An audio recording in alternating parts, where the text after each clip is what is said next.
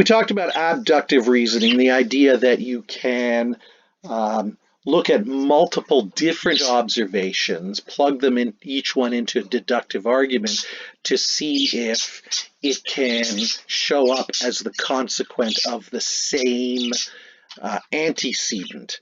And abductive reasoning is used in many, many places, not just specifically in scientific research.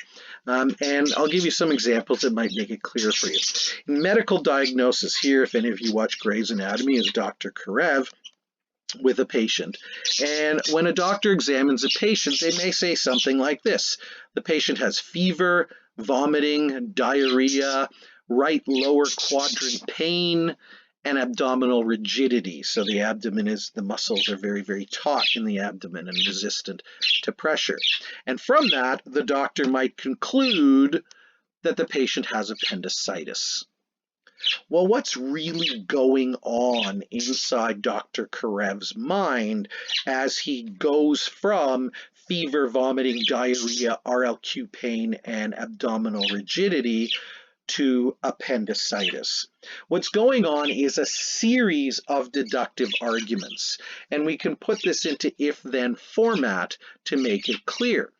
The antecedent is the question of what disease the patient has. If the patient has appendicitis, could be other diseases, but if the patient has appendicitis, then, and here's where Dr. Karev's medical training comes in, because Dr. Karev will have spent years learning what are the consequences that come or may come from appendicitis. Well, one of them is fever. So we can make this argument, if the patient has appendicitis, then the patient will have fever. Dr. Karev observed that the patient does have a fever, so he can affirm the consequent, yes, the patient has fever. But that's logically invalid. That's affirming the consequent, and it gives 0% certainty. So you can't go ahead and treat the patient for appendicitis on the basis of this argument because you have no real certainty that the patient actually has appendicitis. So we make a second argument. What is another consequent of having appendicitis? If the patient has appendicitis, then the patient may vomit. Yes, this patient was vomiting. Therefore, the patient has appendicitis. Not so fast, because again, we've affirmed the consequent, and we have 0% certainty because that's logically fallacious. There are many, many other antecedents that can lead to the consequent of vomiting. But we go on. The patient may have diarrhea if the patient has appendicitis. Yes, the patient has diarrhea, therefore the patient has appendicitis. Again, 0% certainty, and the same thing with right lower quadrant pain, and the same thing with abdominal rigidity. So each of those arguments on their own has 0% certainty. But we don't have each of those arguments on their own.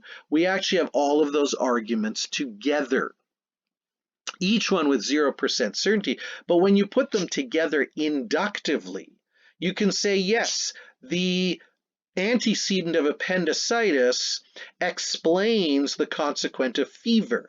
It also explains the consequent of vomiting. It also explains the consequent of diarrhea. It also explains the consequent of right lower quadrant pain and abdominal rigidity.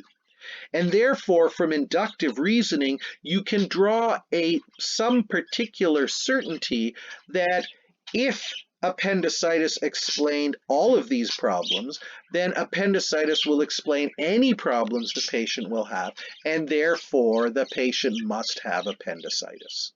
So we have, let's say, a 60% certainty here. Abductive reasoning is also used in law.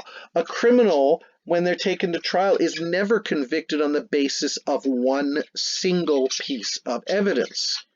What evidence really is a consequent of the crime, and therefore what a prosecuting attorney, for example, is doing is saying that the antecedent that the suspect committed the crime will explain all the consequence that the police collected. So if the suspect committed the crime, Then the suspect would have a motive. Well, guess what? The suspect owed the murder victim money. So yes, the suspect had a motive.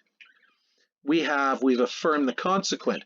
But that on its own, remember, is affirming the consequent, logically fallacious, 0% certainty. So what does the lawyer do? The lawyer offers other consequents that are also explained by the same antecedent that the suspect committed the crime.